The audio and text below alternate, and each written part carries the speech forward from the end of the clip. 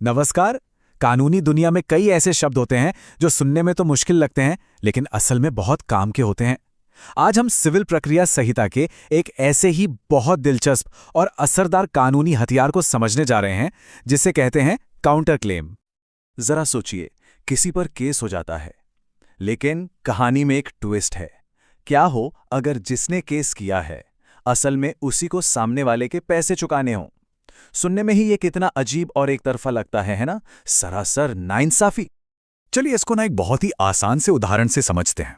मान लीजिए एक सप्लायर है, उसके क्लाइंट ने उस पे केस कर दिया कि भाई तुमने डिलीवरी लेट की। लेकिन मजे की बात यह है कि उसी क्लाइंट ने पिछली डिलीवरी के पैसे अभी तक नहीं दिए हैं, जो कि बिल्कुल टाइम पर और सही सलामत हुई थी। अब सप्लायर क्या करे? तो अब सवाल ये उठता है कि इस सिचुएशन में बेचारे सप्लायर के पास क्या रास्ता बचता है? खैर, यहीं पर कानून उसकी मदद के लिए आता है, और उस मदद का नाम है काउंटर क्लेम। तो आखिर ये काउंटर क्लेम है क्या भला? देखिए, बहुत आसान है। जब कोई केस करता है तो उससे कहते हैं वादी या प्लेंटिफ, और जिस पर केस होता है वो होता है प्रतिवादी या डिफेंडेंट। काउंटर क्लेम का मतलब है कि डिफेंडेंट उसी केस में प्लेंटिफ पर पलटकर दावा ठोक दे।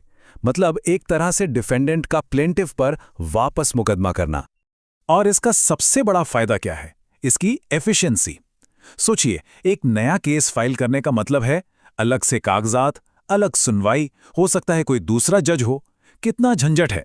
लेकिन काउंटर क्लेम में ऐसा कुछ नहीं होता। ये उसी मौजूदा केस में फाइल हो जाता है। जज भी वही रहते हैं। इससे होता क्या है? समय भी बचता है और मेहनत भी। मतलब दो अलग अलग लड़ाइयों की जगह एक ही कानूनी लड़ाई में दोनों मसले सुलझ जाते हैं। इसको समझने का एक और बढ़िया तरीका है। मान लीजिए कि कानूनी लड़ाई एक सड़क है। जो पहला मुकदमा है वो है जाने वाली लेन। तो काउंटर क्लेम क्या करता है? वो उसी सड़क पर वापस आने वाली लेन खोल देता है। सिंपल। चलिए, ये तो समझ आ गया कि काउंटर क्लेम क्या है। लेकिन ऐसा नहीं है कि कोई भी कभी भी काउंटर क्लेम फाइल कर सकता है। इसके लिए कुछ नियम कायदे हैं जो सिविल प्रक्रिया संहिता के ऑर्डर 8 रूल 6A में दिए गए हैं। यही रूल बताता है कि काउंटर क्लेम करने की शर्तें क्या हैं। तो एक वैलिड काउंटर क्लेम के लिए क्या क्या जरूरी है? देखिए, 4 मुख्य बातें हैं। पहली बात, डिफेंडेंट का प्लेंटिफ के खिलाफ एक स्पेसिफिक, एक ठोस दावा होना चाहिए। हवा में बात नहीं चलेगी। दूसरी और बहुत जरूरी बात, यह दावा डिफेंडेंट के अपना बचाव यानी रिटन स्टेटमेंट फाइल करने से पहले पैदा हुआ होना चाहिए। तीसरी शर्त, यह दावा पैसों के लेन देन से जुड़ा होना चाहिए। और चौथी और आखिरी बात, दावे की रकम उस कोर्ट के फाइनेंशियल जुरिस्डिक्शन यानी उसकी वित्तीय सीमा के अंदर होनी चाहिए। ठीक है, मान लिया कि काउंटर क्लेम फाइल हो गया। अब आगे क्या होता है? कोर्ट इस पर कैसे रिएक्ट करती है? चलिए देखते हैं। और ये एक बहुत ही इंटरेस्टिंग पॉइंट है। जैसे ही काउंटर क्लेम फाइल होता है, कोर्ट उसे एक बिल्कुल नए मुकदमे की तरह ट्रीट करती है। कानूनी भाषा में कहें तो उसे एक प्लेंट या वाद पत्र माना जाता है। और इसका नतीजा क्या होता है? अब जो ओरिजिनल प्लेंटिफ था, यानी जिसने केस शुरू किया था, उसे इस काउंटर क्लेम का जवाब देना पड़ता है।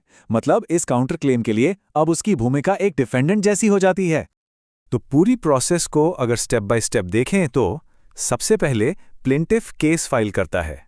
इसके बाद डिफेंडेंट अपना बचाव पेश करता है और साथ ही काउंटर क्लेम भी लगा देता है। अब बारी आती है प्लेंटिफ की, जिसे उस काउंटर क्लेम का जवाब फाइल करना होता है। और आखिर में कोर्ट दोनों दावों को, यानी ओरिजिनल केस और काउंटर क्लेम को एक साथ सुनती है। हाँ, पर कोर्ट के पास कुछ और भी अधिकार होते हैं, जैसे कि रूल 6C। ये कहता है कि अगर कोर्ट को लगता है कि काउंटर क्लेम की वजह से ओरिजिनल केस में बहुत ज्यादा देरी हो रही है, यह मामला बहुत उलझ रहा है, तो वो उसे अलग से सुनने का ऑर्डर दे सकती है। और एक और नियम है, रूल 6F। इसके मुताबिक अगर मान लीजिए कि कोर्ट को लगता है कि दोनों के दावे सही हैं, तो वो पूरा हिसाब किताब करके एक फाइनल जजमेंट पास कर सकती है, जिसमें यह बताया जाएगा कि आखिर में किसको किससे कितने पैसे लेने हैं। तो ये सब नियम कानून तो ठीक है, लेकिन सवाल यह है कि आखिर ये रूल इतना जरूरी क्यों है? इसका हमारे जस्टिस सिस्टम पर क्या असर पड़ता है? चलिए अब इस बड़ी तस्वीर को समझते हैं। इसके फायदे वाकई बहुत बड़े हैं। सबसे पहला और सीधा फायदा, समय और पैसा बचता है। बार बार कोर्ट के चक्कर नहीं लगाने पड़ते। दूसरा, इससे पूरा न्याय होता है।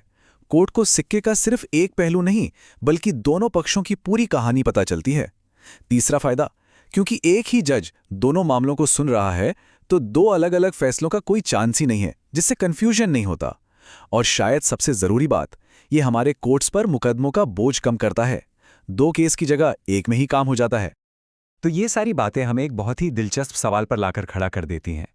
क्या किसी मुकदमे में सबसे अच्छा डिफेंस एक अच्छा ऑफेंस होता है? यानी सबसे अच्छा बचाव एक जोरदार पलटवार? इस पर सोचिएगा जरूर।